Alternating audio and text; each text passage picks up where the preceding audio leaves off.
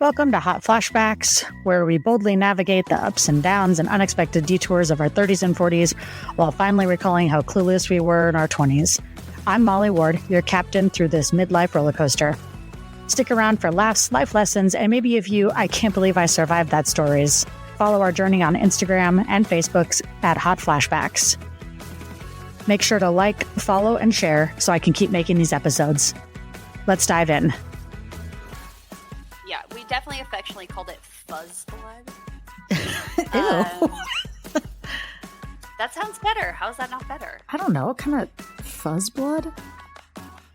Fuzz blood is better than like open wound blisters. Like if I'm reading one on the page, I have less visceral reaction to fuzz blood. Yeah, fuzz blood sounds like some kind of weird Harry Potter spell or something. Yeah, it kind of sounds like a candy almost. Yeah. Welcome to Hot Flashbacks. I'm your host, Molly Ward.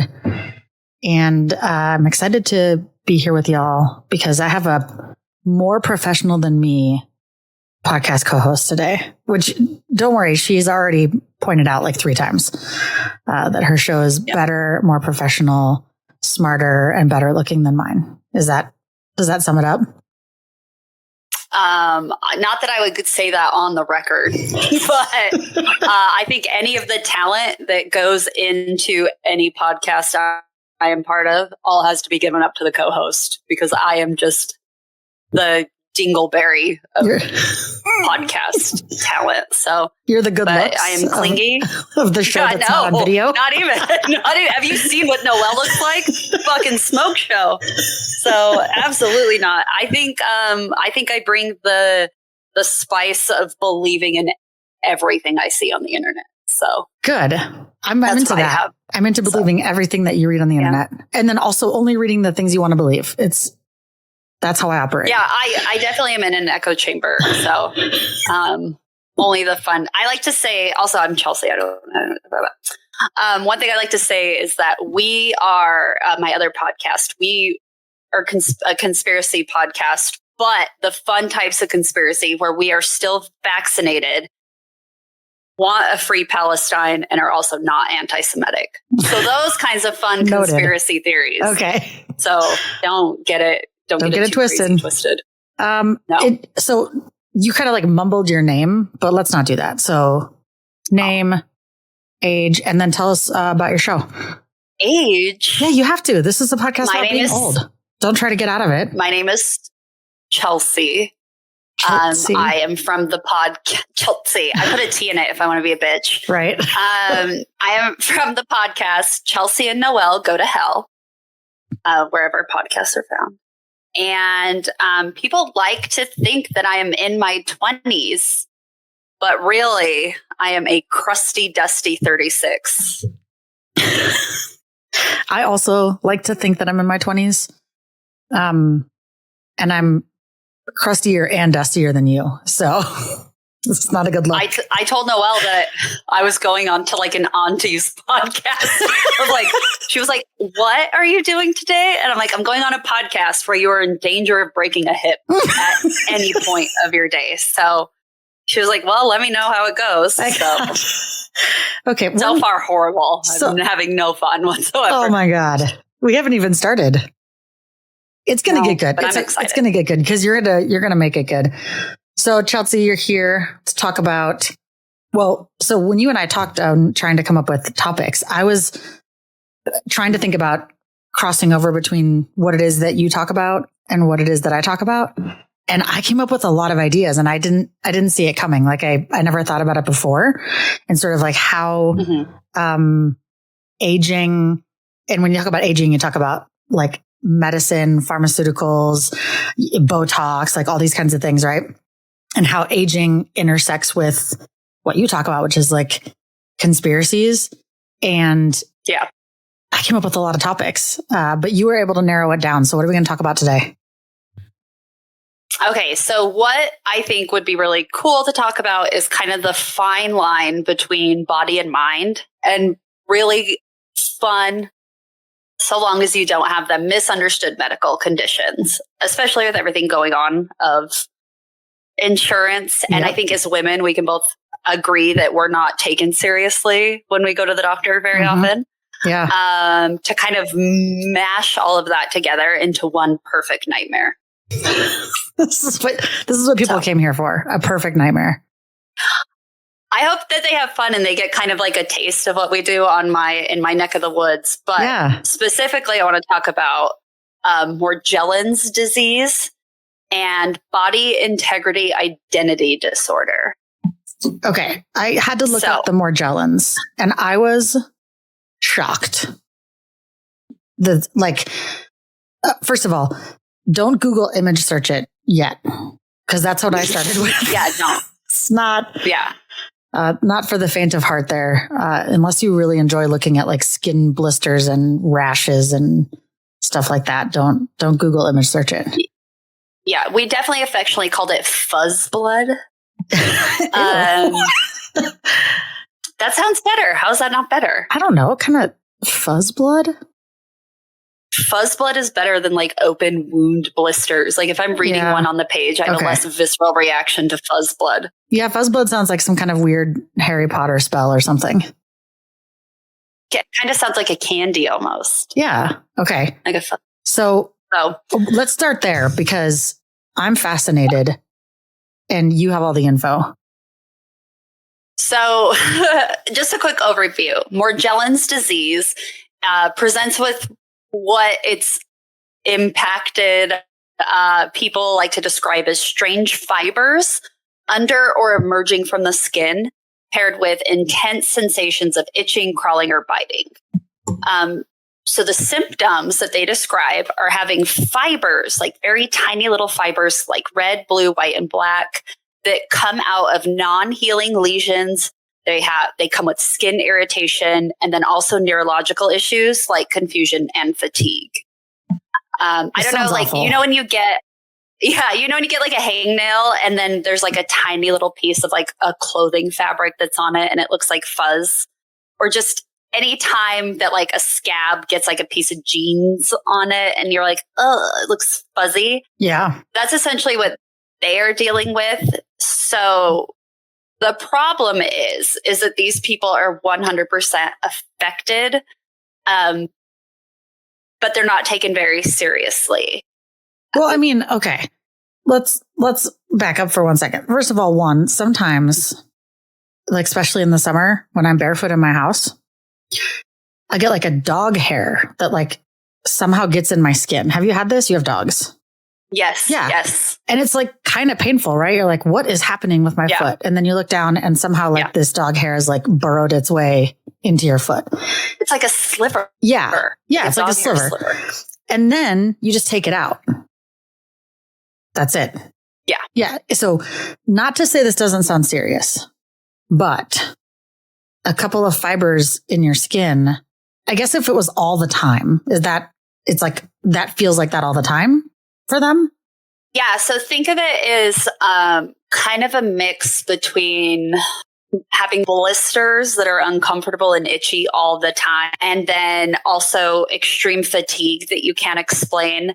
And then having all of that paired with a doctor looking you in your face and telling you it's not happening. I think that's another aspect of Morgellons, is where if you even mention Morgellons to a doctor, like get ready for the padded room, because it's described as delusional parasitosis, which is pretend parasites, like you're making them up.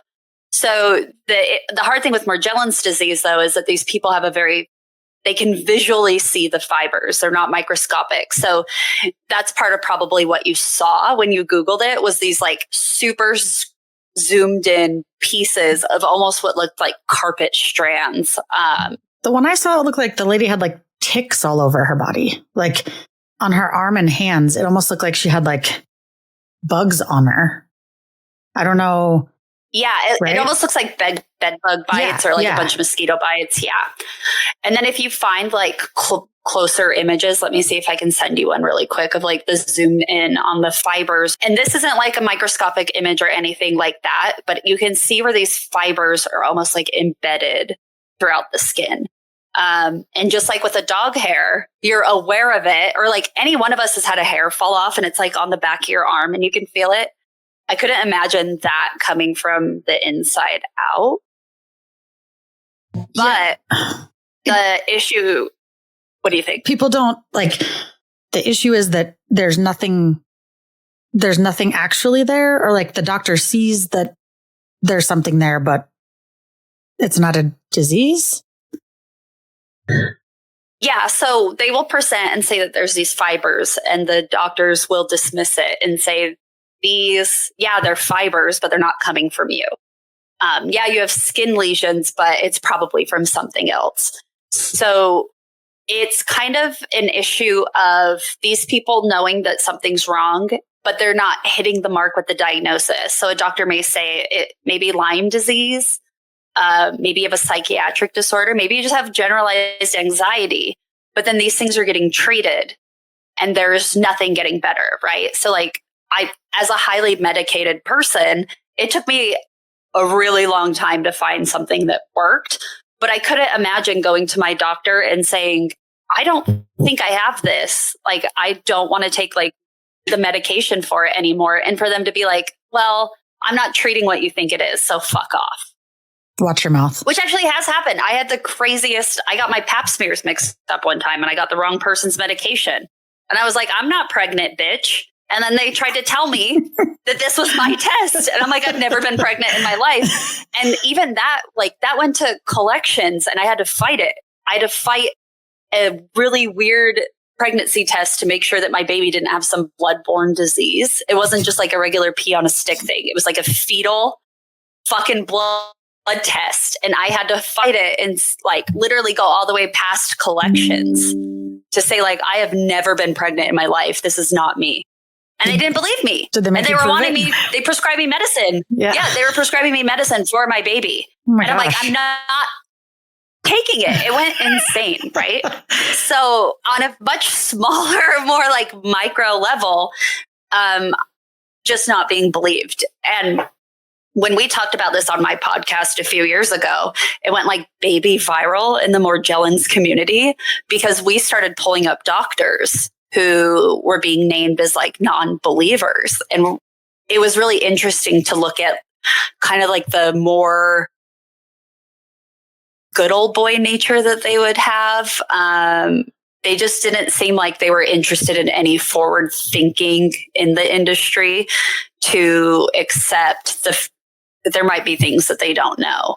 So I hope that happens to you, where you can also become a hero to the Morgellons community. Oh, that's okay. That's rude as hell. At first, I thought you were hoping that I get Morgellons, which seems just really rude thing to say. No, Okay. I hope you don't get. I hope nobody gets it. You just hope I get Morgellons famous. You want to know? You can actually test it. We found a test for it. If you gargle red wine, I swear to God, I'm not lying to you. If you gargle red wine for an hour or not an hour, a minute, and then spit it out. Could you imagine for an hour? Oh my God. For an hour. If you gargle red wine for a minute to 3 minutes, I'll have to look it up. We did it on our podcast, and then you spit it back into the wine, you should be able to see fibers floating. Weird. It just stained my teeth super bad. Red wine teeth are the worst. I don't mess with people who have red wine teeth. No, you don't have them right now. Were you drinking wine before this episode? I'm drinking wine all day. No, I'm actually drinking water. So I just get kind of creeped out when people have red wine teeth, at a party or at a social, and you're talking to someone at someone's wedding reception and they are talking to you and you just can't stop looking at their red wine teeth. Yeah. That's why I don't drink it. Sometimes you can do that as a power move. If someone's being a bitch to you, you just go, oh, that's interesting. And then you just lock in on some part of their face and keep it unmoving. I'm going to have to give that a shot, actually. I need more power moves in my repertoire. So thank you for that. I am, not to go too far off topic, but I'm listening to a book called The Gift of Fear. And it talks about how basically women can weaponize their intuition to not be victimized anymore. And there's subtle little things that go on every day that women or victims do that it teaches you how to not do it. And some of it, I'm getting more empowered to just be awful. You're going to set someone straight at the grocery store next time? Yeah. Actually. So just a quick example, but women have been raised to be like very giving. Like, and the idea is that during the hunter-gatherer stage, we were the gatherers, which is not true. Women did both. But society keeps imprinting it into our head that we're meant to be giving and we're meant to be subservient. And that has gone into language expectations to this day. So women have been taught that conversation is transactional and that we are constantly paying, whereas men are receiving. So for a man to say, oh, you look really beautiful today, he has started a transaction that he expects payment from for a woman to be grateful for it. Whereas if a girl is like, oh my God, you look so good, there's no expectation. Like you could snap, you could smile, and that could be it. No response at all. It wouldn't really affect the woman's day. They aren't expecting anything past the payment of compliment, whereas men almost want that like receipt, that transactional thing. So part of the way to shut it down is just ignore men. I'm doing that. I'm pretending that men don't exist, except my dogs, though they're not men. They're just boys. Yeah. But I never thought of that before. Yeah, I never did either. And I think you touched on something about women and kind of this idea that women are supposed to be kind and giving and nurturing and these kinds of things that society sort of pushes on us and has for a very long time. I listened to a podcast just last night where they were talking about it was a doctor. He's a brain scientist, and he was talking about how autoimmune diseases disproportionately affect women. I think only 8% of the population has an autoimmune disease. So, example, Crohn's disease, Lyme's disease, lupus, those kinds of things. So only 8% of the population has an autoimmune disease, but 78% of those people are women. And he goes on to explain how women are disproportionately affected by autoimmune disease because we bear that stress and the brunt of this idea that we are always caring for others, being a mother, being a friend, being a partner, and that as a society, we really value that in women. And so the more you do that, like the better of a woman you are, the better wife you are, the better mom you are. And that has long-term effects on your body and on your brain, because most often what happens is you don't care for yourself. And I know that sounds super cliche, but they've actually studied that a lot of these autoimmune diseases come from years and years and years of never putting yourself first. And it doesn't just mean like because you didn't exercise, because you took your kid to soccer, not just that, but like even emotionally and mentally, that the tax that you are taking on by constantly being the caregiver, the kind one, it has real effects on your body and the way it operates. And that's why so many women are disproportionately affected by autoimmune diseases compared to men. I believe it too. And like that has to be generational because like your body keeps a score, DNA keeps a score.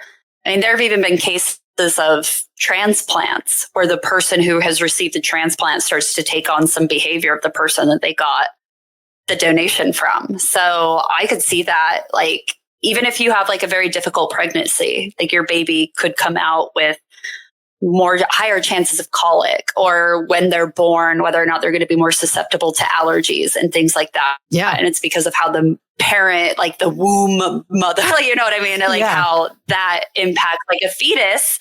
It does. And it's going to be interesting to see. And that's just shitty, right? Or like the second a woman gets married to a man, her life expectancy goes down because those roles are now established within a dichotomy that is just riddled with expectations of her. The podcast was long, but the other part of it was about ADHD and addiction. And he talked about as a brain scientist where those things come from and your predisposition to have either of them.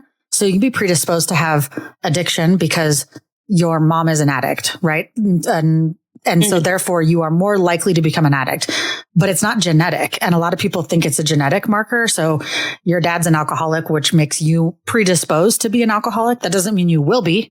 A lot of people do not, right? A lot of people take a totally different path of sobriety, but you're more likely to be an alcoholic if you were raised by one. And it has nothing to do with genetics. It has everything to do with environment. Because then the environment you're raised in is traumatic. And because you were raised in a traumatic environment, it has effects on your brain that make you more likely to have ADHD or addiction. And they talked specifically about experiences in the womb, that they have done a lot of studies that show that traumatic births, for example, can have long-lasting effects on a child, even though they're still in the womb. If a mom has a traumatic birth, that actually presents as trauma to the child. And it seems like that seems so far, like they're not even like, oh, but they're breathing like uterine water or something. Is that, I don't even know how they breathe in there. Do they just breathe water? How does that? Never mind. That's probably the little gills. Okay, here we go. The little gills come off. I'm not. I'm actually putting on chapstick. Oh, okay. But Sure. I think they just get everything that they need through the umbilical cord. So they don't actually breathe until they come out? No, I think they're just breathing in the water.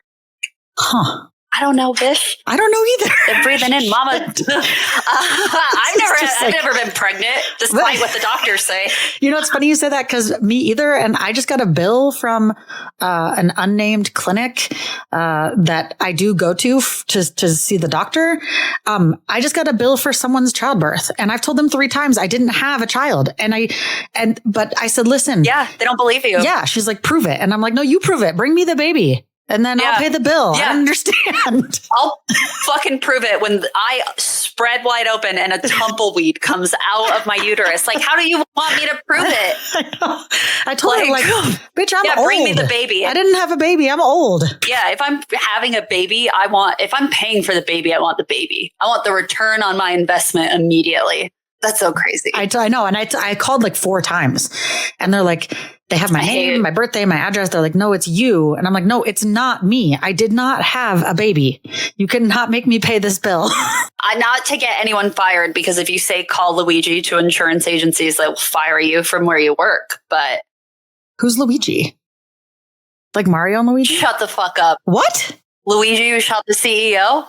Oh, Luigi Mangione? Okay.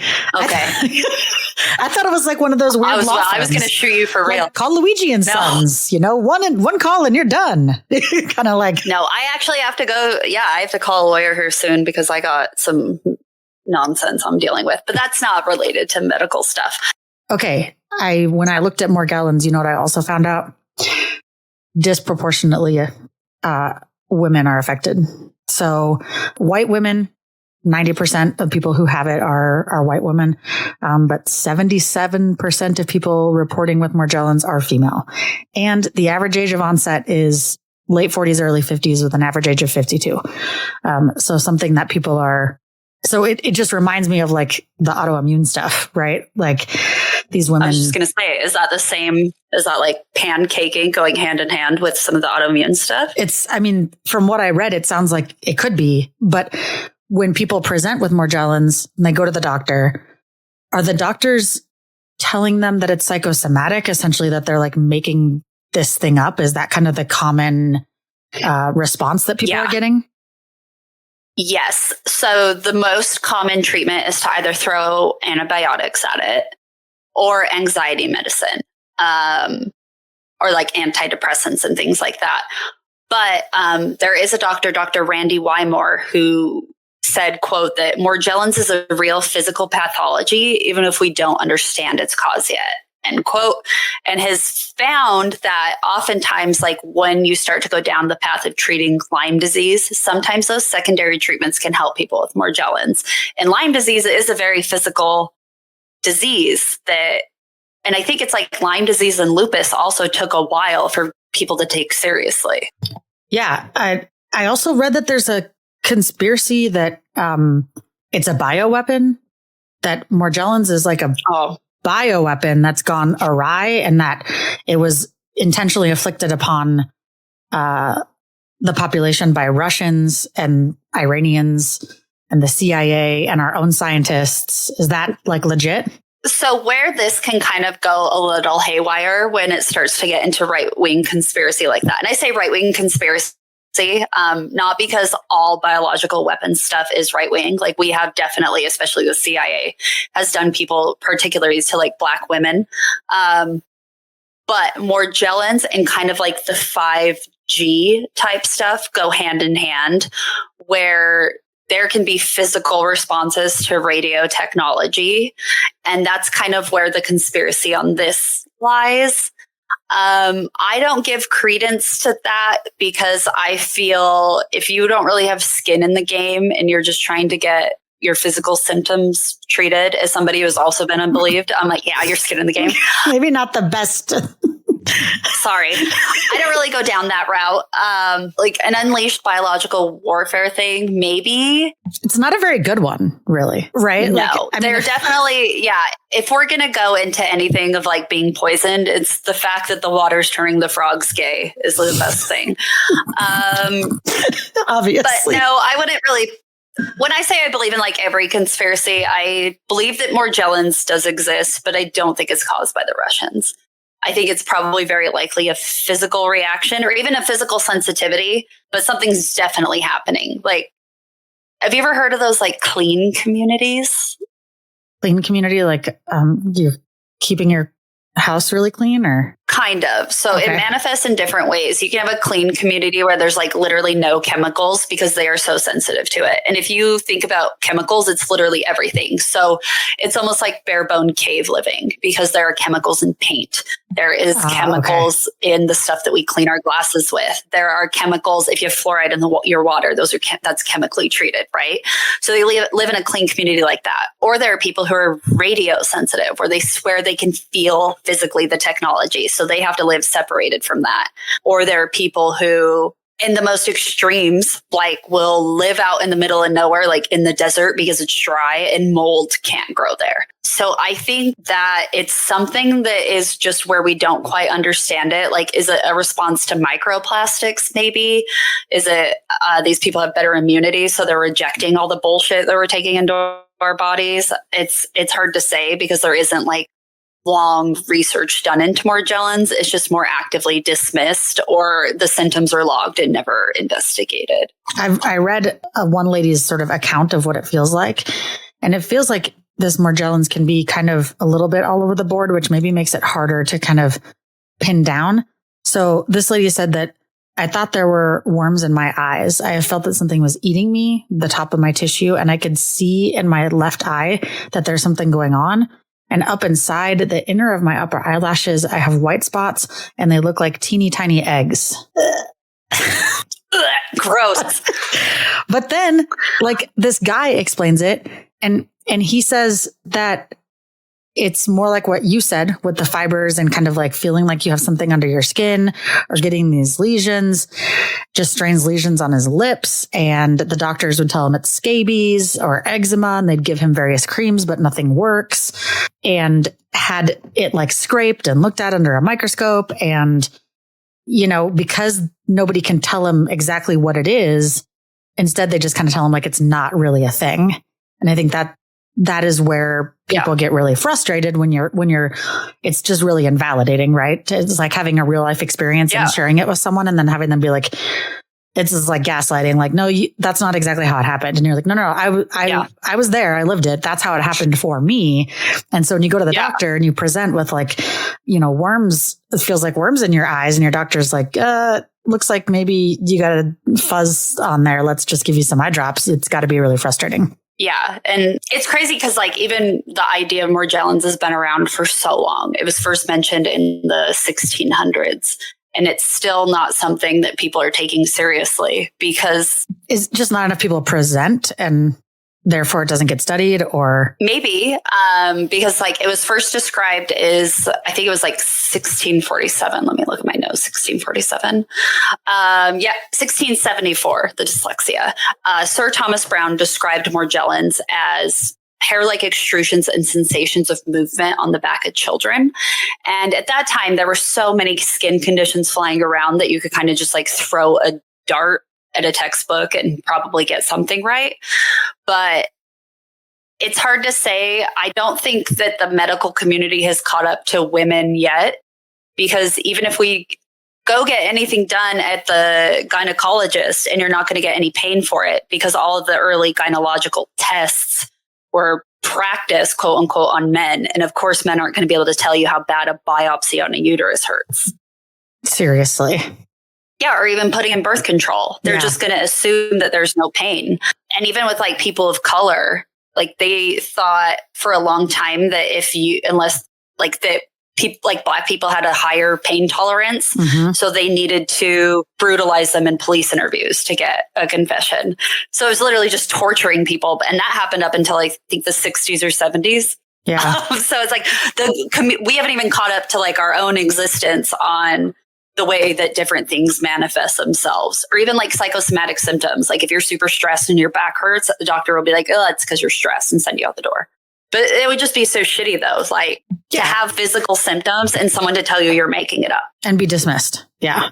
I kind of sort of had that experience. And I've had like weird perimenopausal experiences.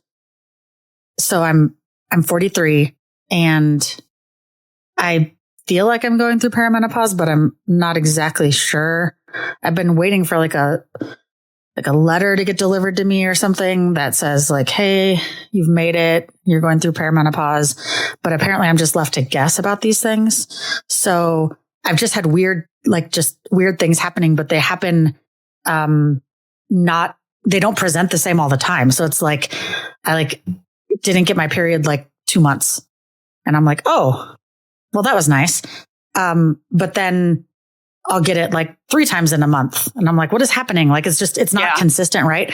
Well, the very first time I remember having like some sort of a symptom was that I felt like there were bugs crawling on me. Now I've talked about this before. There's a name for it. I forget what it's called, but it's when you have the physical sensation that something is on you, but there isn't anything on you. And I feel like that's enough to make a person crazy, because I just felt like a crazy person, because I kept like looking at my skin. I was trying to go to sleep, looking at my skin and flipping the lights on and freaking out. And even though my brain said, there's nothing on you, chill out. When you feel like there's a bug in your hair, like you're going to respond, even though, and I kept telling myself, nope, it's not that. Just don't. And having like these weird, like I'm having these feelings and I can only imagine people saying to me like, that's not happening. And I'm like, no, it is happening. There's like, it feels like there are things crawling on me and I cannot sleep. And it was wild. And then I looked it up the next day because I'm like, what is happening to my body? And it is a symptom of perimenopause. And it only happened to me one time, but you know, you can have it happen to you daily for some people. And I'm glad I'm not some people, because it was not a fun experience. Yeah.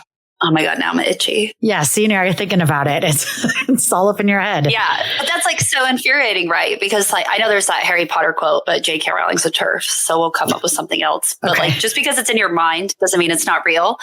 Yeah. But also like, I almost want to be like, don't fucking talk to me like that, because I have billions of years of evolution hardwired into my fucking ghost blood that tells me something's wrong. I don't care if it comes through as a sensation of bugs being on me. There's a reason I'm having a reaction to this, and you don't get to dismiss it because it's not your experience. I have women of generations who like fucking fought and clawed for me to be here, just for you to tell me it's not happening. Like fucking treat it. Why is my period off? Why am I having these crazy symptoms? Like you're telling me to just live with it. Yeah. Why? You went to 10 years of medical school to be a bastard? I hate it. I fucking hate it. I heard it. I think the average age of onset for a lot of these autoimmune diseases is 40s, like things like Hashimoto's disease, SS, MS, all these are all autoimmune diseases, Crohn's, the list goes on. I think there's like 100. And the average general age for onset is sometime in your 40s to early 50s that people start experiencing these things. So just to all my middle-aged friends out there. And as a 56-year-old woman, you're almost out of the woods. Shut your mouth. To all my middle-aged friends out there, it gets better. It doesn't get better. It just gets worse. It's so shitty to have to, no, it doesn't. Because you have to have a game plan for how you're going to allow your doctors to treat you. And if they don't want to, then you have to like advocate for yourself, which is uncomfortable. And even just being like, well, then write it down that you're not going to help me, please.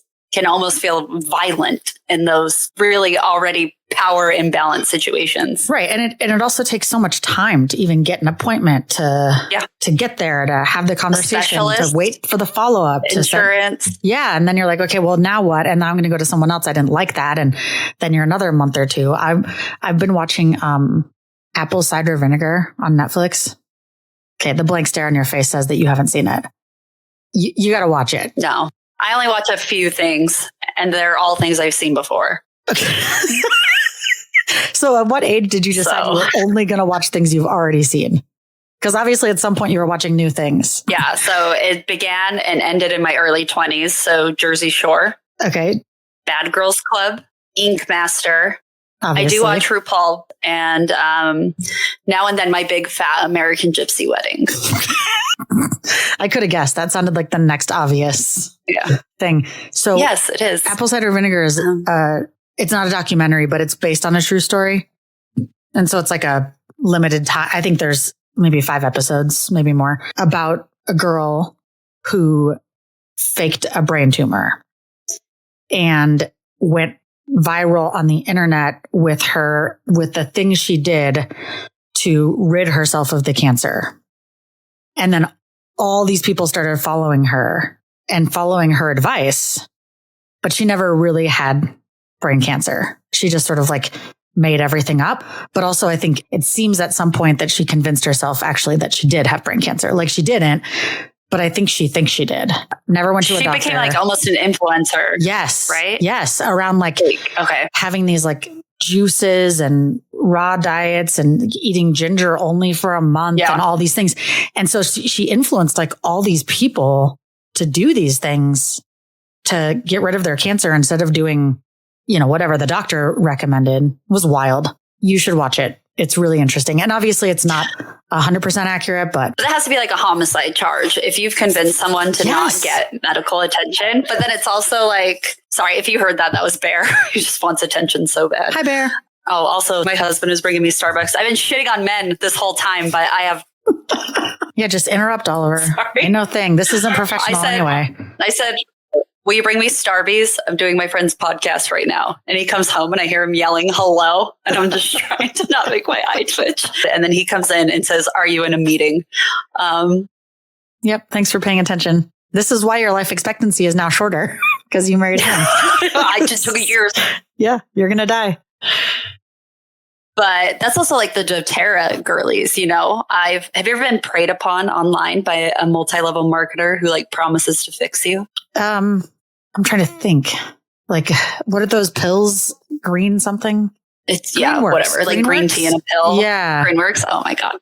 Yeah. Or like I've been in migraine support groups and I've had women DM me and with the guise of like wanting to have a migraine buddy, because you're supposed to have like a buddy. It's almost like the 12 steps, just realizing that this is going to be your life. And then women will be like, oh, do you want to meet up? I would love to have a friend with migraines, blah, blah, blah, blah, blah, blah, blah.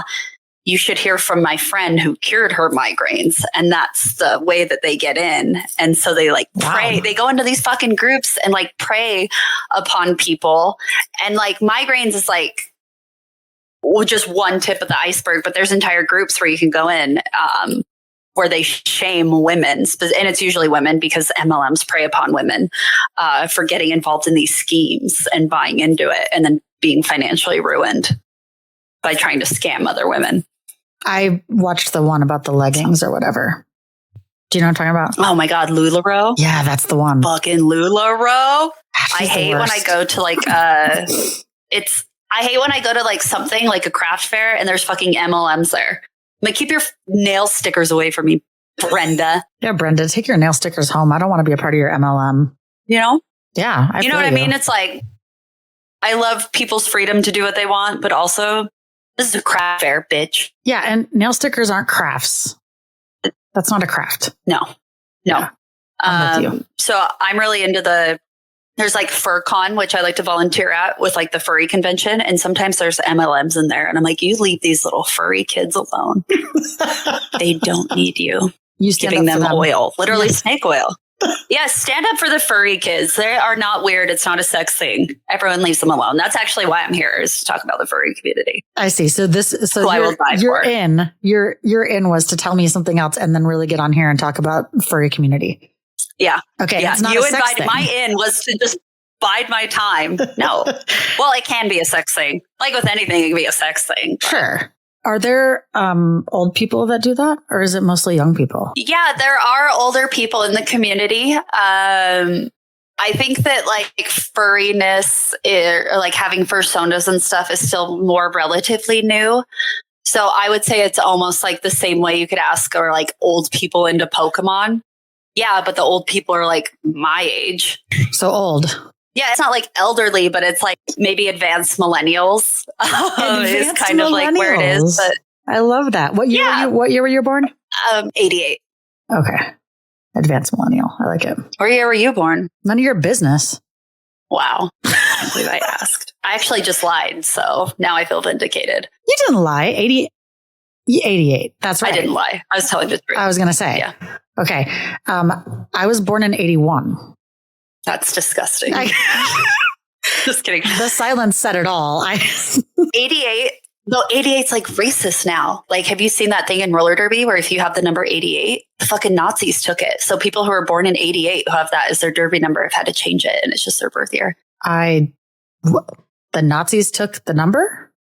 Like recently? Yeah. Like, yes. Well, probably not recently, but yes, recently, like the Proud Boys have been spouting 88. Oh, Let me Google on my work computer, 88 racist number. Okay.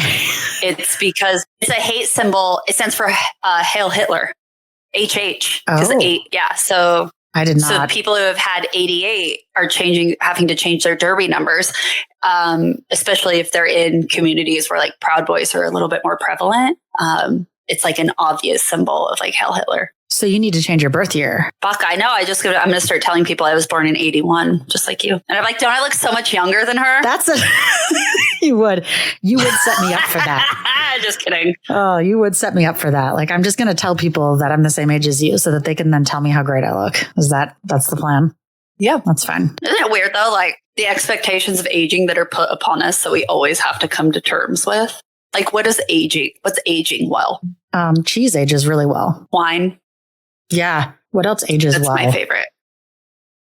That might be it. You see articles of women aging gracefully, and it just means that they haven't had like work done. But fuck you. If I want to look like Kylie Jenner with my God-given money and free time, let me blow my lips up. Do it. I want to age disgracefully. You got a good start. I got to say, you're already a little bit of a disgrace. So you're just moving right. I'm trying my best. So 81 makes me a millennial, but it is the first generation of millennials. Yeah. And it's a big generation. Do you identify as a millennial? I feel like it depends on what you're saying about them. Because sometimes, yes. And I think some of the things that millennials have been through, for sure, because they talk about how like the amount of technology and progress that's happened in those years for people of that age. And I think that generation spans like 15 years. I think it goes from 81 to like 96. And it's like one of the largest generations. So that's massive. Yeah, that's really big because I feel like people born in 96 are not don't even talk to me, infant. I'm not allowed to legally talk to somebody who was born in 96. You know what I mean? Yeah, disgusting. But my older sister, born in 85, hates being identified as a millennial because she's like an old Republican man. And it's like weird. Like, she's an old Republican man and her concern is being identified as a millennial? Yeah. She doesn't like being called a millennial. She's like, I'm not a millennial. Well, you literally are. Okay. So these terms are interesting because you can be like generationally, you are millennial, right? But you may not identify as one. And I guess what I mean is like all of the characteristics that we think of, or even the stereotypes we think of about millennials, you may think like, but that's not me. I have a similar issue is like, I don't identify as a lesbian. I don't like the term, but like for me, that word invokes some very specific things in my mind that I don't identify with. So I just call myself gay. I feel like I can understand why someone would say, like, I don't identify as a millennial. Like, it maybe most of the generation was like this, but I don't feel like I'm like this. That went a totally different way than I thought. I thought you were going to say you didn't identify as a millennial because you didn't have a scene phase. Not that you don't like lesbian, you'd rather say gay. But I went through a very similar thing. Like, a sexual identity, like, is very personal based on experiences, and we have such black and white language for it. So that does make sense. Yeah. Like, don't put me into a category based on a decade when my experience is so much different. Okay, I guess I can see that. I'll still say my sister doesn't like identifying as a millennial because she thinks we're whiny. But I'm like, you can't afford a house either, bitch. Like, what the fuck? So none of us can afford a house. Anyway, Chelsea, none of us can afford a house. No. It's just the way it is. The APR, like, what's going on with the APR financing? I have no idea how it works. I don't even know what that stands for. I have to let a man handle that for me. I don't. Age progressive recession. What is that? That's just gibberish. I just made that up. That's what I'm doing. Age progression recession. It's when your age is progressing. That's when I get my lips done. Yeah, exactly. Yeah. That's the time of your life when you start getting Botox. That's all I know. Which, if it was more affordable, I would get Botox all the time. Oh, the only reason I'm not fucking pillow face for the gods is because it's expensive. Yeah. And I'm working on my Star Wars sleeve. Well, but I've been working on my Star Wars sleeve, but it's like, that's where my income is going right now. But I would totally get Botox. I want to destigmatize just putting botulism in your face. I would get Botox if I didn't have to buy eggs. But as it stands, I stopped buying eggs. I need to afford eggs. So now I'm a millionaire. I can't go broke on Botox. I'm just going to go broke on eggs. Man, we really went off the rails. We did. We didn't even talk about body integrity identity disorder yet. Are we out of time? You got to come back because I don't even know what that means. Okay. And we need to talk about it. Don't even get into it because we need like a solid part 2 where we can talk about that. Okay. Man. And also, I do have one other thing that I want to talk about. And you and I, or you and somebody you tell me is smart and wants to do it, are going to talk about. And that is sort of like how pharmaceuticals and the pharmaceutical industry has an impact on our view of aging, what we're trying to accomplish as we age, and why. And I'm really like, we're just, you and I just talking now about Botox and things like that, and how much money people make off us needing to look a certain way as we age, which, as you said, like, do you, right? If you don't like the crow's feet, then, don't have the crow's feet, go get Botox. But it is also a massive industry that's making a lot of money on our backs and wanting to like not have a wrinkle. And so I find it fascinating. Right. Also, pharmaceuticals and the NRA go hand in hand. Their lobbyists work together. Because anytime there's a shooting, what do they say? Mental health crisis. Yep. Anytime there's a mental health crisis, who lobbies? Pharmaceutical companies. Mm-hmm. Anytime the pharmaceutical companies need a joint lobbyist, who do they turn to? The NRA. Because the NRA can get money and funding from the pharmaceutical companies so they can turn this narrative on mental health, whereas it's not necessarily a mental health problem. It's a gun problem. So what I'm saying is you got to shoot the wrinkles off of your face. That's the answer. I think that's what they want me to do. You heard it here first. Load your guns with Botox. Yes. Load your guns with Botox. We would all be better off. Well, I'm excited to talk about episode 2. So I need everybody to stay tuned because you and I are going to at some point debrief on the part we didn't get to today. But I want you to shout out where can people find your podcast, your Instagram, all those good things. So it's Chelsy and Noelle Go to Hell podcast.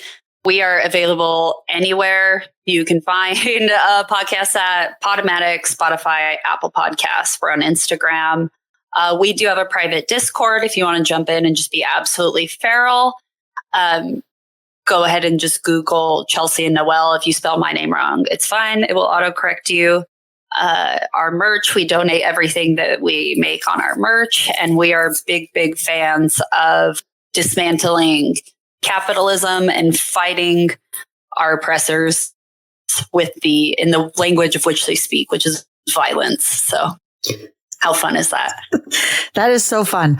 I'm going to drop your info in the show notes, and thank you for being here and chatting. And I look forward to continuing this conversation as we continue to educate people on the craziness that is aging and disease, and pharmaceuticals and patriarchy and bugs crawling on your skin and all of those things.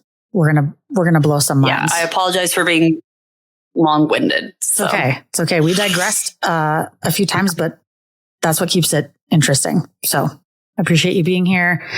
And this is Hot Flashbacks. We're out. Want more? We're on all the major podcasting platforms like Apple Podcasts, Spotify, and Amazon Music. Just search for Hot Flashbacks and subscribe.